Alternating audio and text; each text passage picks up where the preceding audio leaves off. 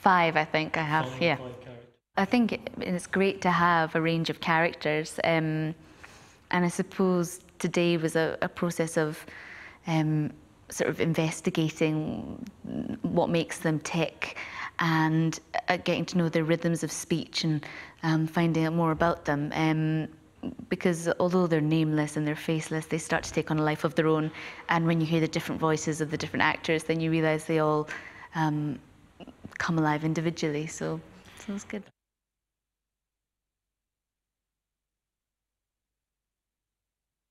Not strong opinions. I think prior to rehearsal, I wanted to keep a sort of open mind to sort of discovering things. And so I think today I've made a few decisions, but prior to rehearsal, it's just really a case of getting a feel for the whole piece.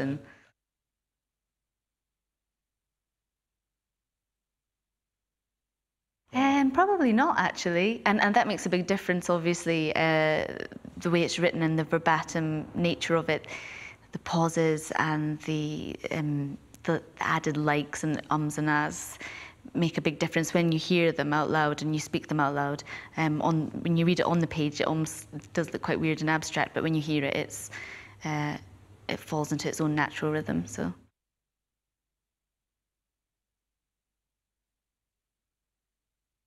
Yes, and through speaking them out loud, I think that must be part of it, because that's, yeah, it lends itself to being spoken rather than read.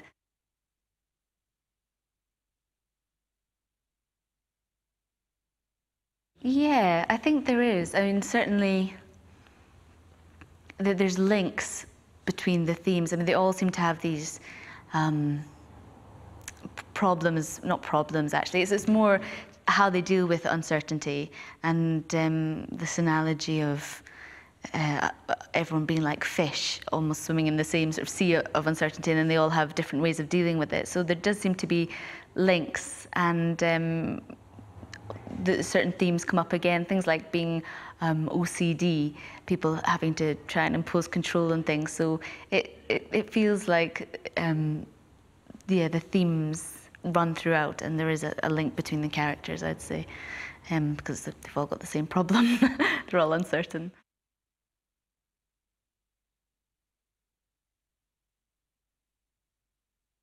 I mean, I think it's quite wide-ranging, because I mean, the uncertainty ranges from sort of spiritual and cultural uncertainty to really mundane things like what flavour of ice cream to choose. And so I think depending on which bit you're dealing with, some of it's actually quite funny, and other bits I think are very hard-hitting. You know, there's quite a lot to do with death, and so yeah, it covers a good range of emotions.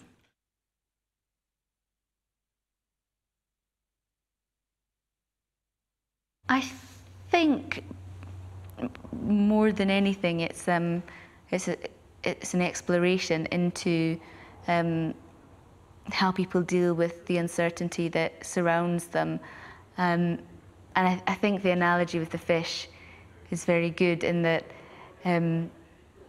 you become so immune to the fact that you don't have any answers to life and that you're uncertain, that until someone actually asks you and puts you on the spot, it's not at the forefront of your mind. So I think it's just an exploration into how people, when put on the spot, articulate their feelings about this thing that's there but not mentioned or not brought up very often.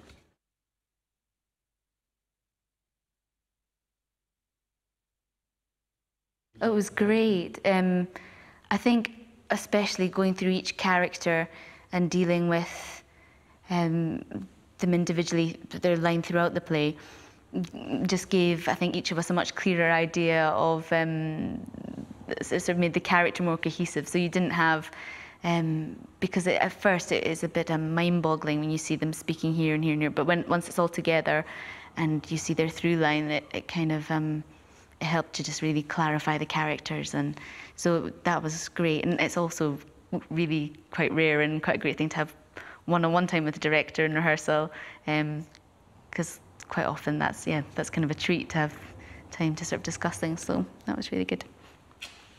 Thank you very much. Great. Thank you.